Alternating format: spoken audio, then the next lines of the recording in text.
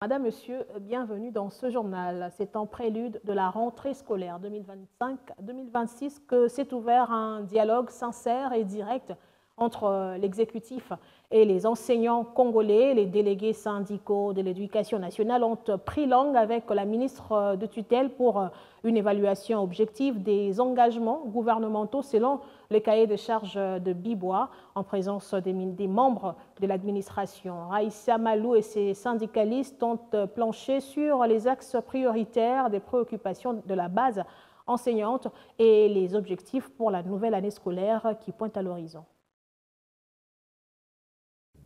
C'est une réunion conviviale entre la ministre d'État, ministre de l'Éducation nationale et Nouvelle Citoyenneté, et les représentations syndicales du sous-secteur. C'est à l'image d'un dialogue constructif que la tutelle, l'administration de l'éducation et les leaders syndicaux ont évalué objectivement les engagements du gouvernement signés à Bibo en août 2024, les avancées et ce qu'il reste à faire, en vue de baliser la voie pour une rentrée scolaire 2025-2026 en douceur. La plupart des problèmes qui sont soulevés, et vous le reconnaissez, ce sont des problèmes qui sont là depuis plusieurs années. Et on est ensemble, avec l'administration et avec les autres secteurs du gouvernement, en train de régler plusieurs années de problèmes.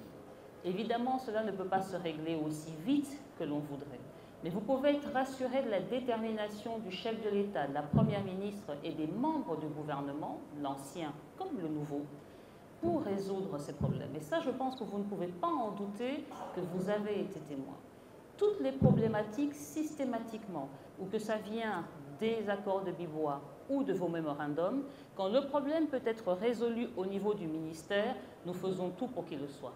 L'issue de ces dialogues dits sincères et directs, a souligné l'intersyndicale, permet de trouver des solutions consensuelles.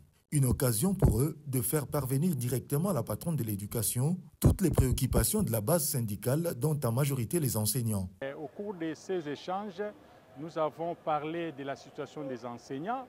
Les enseignants, vous savez, avec la paye des enseignants, c'est un problème.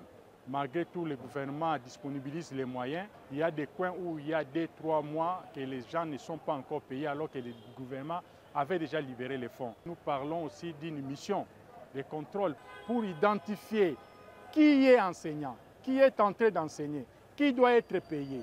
Parce qu'il y a certains enseignants qu'on appelle NP et NI, ils sont en train de travailler mais ils ne touchent pas au détriment des autres.